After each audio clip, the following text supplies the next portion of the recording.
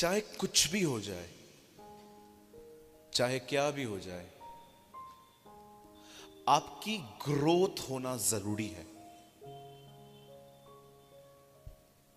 क्या होना जरूरी है? ग्रोथ का मतलब होता है बढ़ना,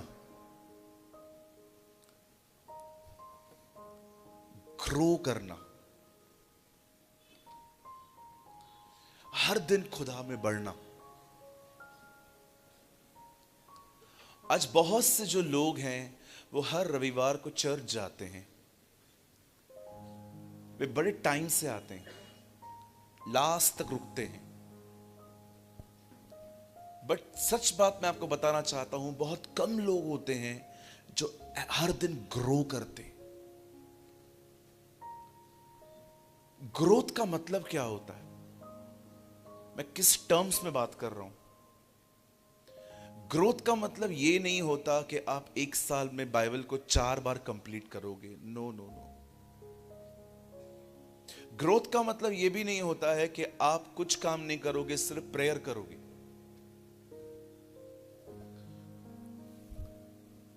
ग्रोथ का मतलब होता है हर दिन चेंज होना, बदलना। That's important. हर दिन बदलते रहना। पहले मेरे मुंह से गाली निकलती थी, अब वो बंद हो गई है। इसे कहते हैं ग्रोथ। पहले मैं किसी स्त्री को देखता था तो मुझे गंदे गंदे ख्याल आते थे, लेकिन अब वो नहीं आते। इसे कहते हैं ग्रोथ। कुछ लोग सिर्फ ज्ञान में बढ़ते रहते हैं, पर वो ग्रोथ में नहीं बढ़ते। बहुत सारे लोगों को बाइबल के वचनों की मीनिंग पता है, पर बहुत कम लोग हैं जो समझ पाते हैं कि वचन को देहधारी होना जरूरी है, कि जो वहां लिखा हुआ है वो मुझ में दिखाई दे। नो डाउट आपको प्रेयर रोज करनी है, आपको बाइबल रोज पढ़नी है, लेकिन आप इसका मतलब समझो कि आप वो क्यों कर रहे हो। हम वो इसलिए नहीं कर रहे हैं ताकि हम दूसरों से बेहतर बाइबल जान पाए। नो, मैं जब बाइबल पढ़ता हूं तो मैं प्रचार करने के लिए नहीं पढ़ता हूं, मैं उसे अपनी ग्रोथ के लिए पढ़ता हूं, ताकि मैं चेंज हो जाऊं, ताकि मैं बदला जाऊं, ताकि मुझ में यीशु मसीह दिखाई दे सके। आमीन। आपको क्या लगता है जीसस कहां दिखाई देता है? कई लोग प्रेयर करते हैं, प्रभु आप मुझ में दिखें। ब्यूटीफुल प्रेयर, हमेशा करनी चाहिए। पर आपको क्या लगता है लोगों को जीसस आप में कैसे दिखाई देगा? सफेद कपड़े पहने हुए? वो दिखाई देता है आपके व्यवहार में, वो दिखाई देता है आपके बोलने में, वो दिखाई देता है आपके उठने और बैठने के तरीकों में, वो दिखाई देता है कि आपका व्यवहार कैसा है। एक दिन मैं एक फंक्शन में था, तो मैंने प्लेट ली कुछ खाने के लिए। तो ऑनेस्टली मुझे समोसे बहुत अच्छे लगते। I like samosa. आप खाते खाते हैं ना? बहुत खाते? ओके ठीक है, खाते हैं ना? तो मैंने प्लेट ली समोसे लेने के लिए। तो और भी बहुत सारी चीज़ें थी, वो मैंने ले ली। तो जब बात समोसे के ऊपर आई तो वहां पर समोसे पड़े थे 2। बोलिए बाजू वाले को, 2 समोसे पड़े थे।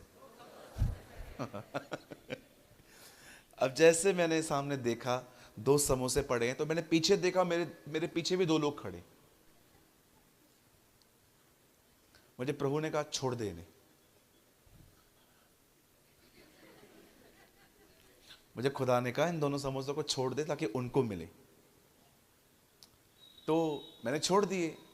तो वो मेरे पीछे वाले आके कहने लगे, ब्रदर आपने समोसे नहीं लिए। मैंने कहा नहीं, आप 2 लोग हो ना, 2 समोसे आप ले लो। नहीं नहीं ब्रदर, हम लोग बाद में ले लेंगे। नहीं नहीं नहीं, आप लो। मैंने कहा नहीं, आप खाइए, मैं बाद में ले लूंगा। आप जानते हैं मैंने समोसे छोड़ दिए, उन लोगों ने खाए, लेकिन उसके बाद पूरे फंक्शन पे उन दो लोगों ने मुझे नहीं छोड़ा। वो मेरे साथ साथ खड़े हुए थे। और ब्रदर आप कैसे हैं? आप जानते हो 2 समोसे छोड़कर मैंने 2 आत्माएं जीत ली। वेट वेट वेट, मैं तालियों के लिए नहीं कर रहा हूं, लेकिन जरा सोचो अगर मैं एक व्यक्ति दोनों समोसे ले लेता। हमारा मन तो यही कर रहा था। आप जानते हो बहुत छोटी छोटी बातों में जीसस दिखता है, बड़ी बड़ी बातों में नहीं। सब लोग एलिया की तरह आग गिराने की कोशिश करते हैं। कितने लोग हैं जो एलीशा की तरह हाथ धोना सीख रहे हैं? कई लोग है ना, प्रभु स्वर्ग से आग भेज दे। बहुत लोग आग गिराना चाहते हैं, पर कितने लोग ये बात जानते हैं एलीशा एक नौकर की तरह एलिया के हाथ धोया करता था। मसीह जीवन बड़ी बड़ी बातों में नहीं है, वो बहुत छोटी छोटी बातों में है। कोई बुजुर्ग आ गया, खड़े होके उसको जगह देना। कोई बहन आई है, उसे फील करवाना कि बहन मैं आपका भाई हूं, डोंट वरी, आप सिक्योर हो। यहां पर क्रिश्चियन लाइफ बड़ी बड़ी बातों में नहीं है, it's in small small things. वो छोटी छोटी बातों में है। कुछ लोग इन चीजों को समझ नहीं पाते हैं। मैं आपको यीशु की खूबसूरत बात बताऊं। एक दिन यीशु मुर्दों में से जब जिंदा हुए तो लिखा है चेले उनसे मिलने आए, और बाइबल बताती है वो लकड़ियों के ऊपर मछली बना रहा था। कुछ लिखा है वो बना रहा था। तब चेले आए और चेलों के पास 153 फिशेस उन्होंने कॉट की थी, कैच की थी। और जैसे वो यीशु से मिलने आते हैं, आपको पता है यीशु मछली बना रहे थे। क्यों? आप जानते हो उससे पहले अगर आप पढ़ेंगे तो 153 मछलियां पकड़ने से पहले उन्हें पूरी रात मेहनत करने के बाद भी कुछ नहीं मिला था, और यीशु तब मछली बना रहे थे। अब आप मुझे बताइए, कोई भूखा प्यासा आया हुआ है, आप उसको क्या देंगे? वचन की रोटी?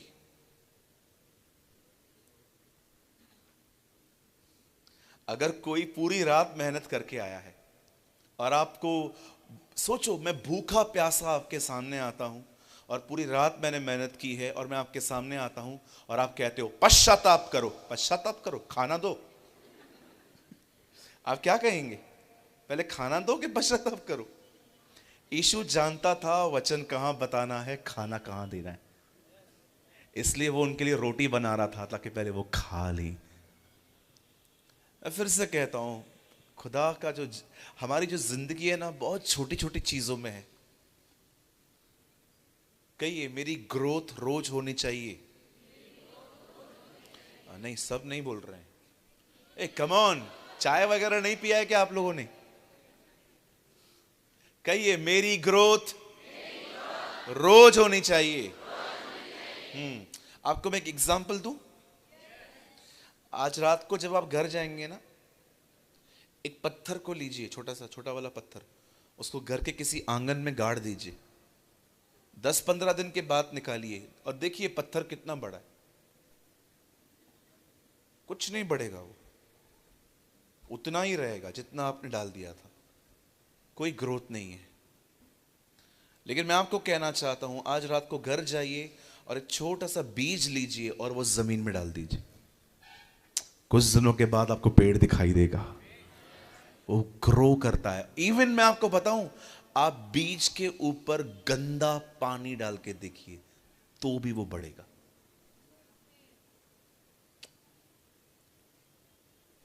अपनी ग्रोथ से प्यार करिए।